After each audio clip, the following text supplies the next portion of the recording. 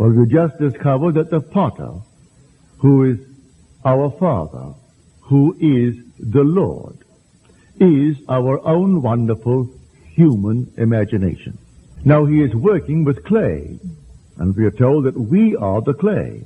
So I turn for a moment and I wonder, what am I imagining concerning myself? For that is the clay. Imagining is God in action. It's the potter in action. It is the Lord himself, the Father, in action. Is my concept of myself what I would like it to be? Or is it spoiled? I don't discard it. I simply rework it into another vessel as it seemed good to me, the potter, to do. Am I living as I would like to live?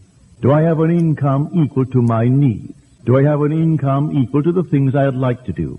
Or am I limiting myself based upon what I think that I could do?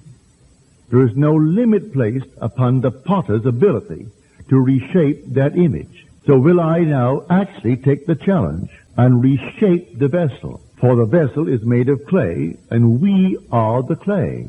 Will I now, this very moment, change my concept of myself, my concept of those that are in my world, and see them as I would like to see them in my world?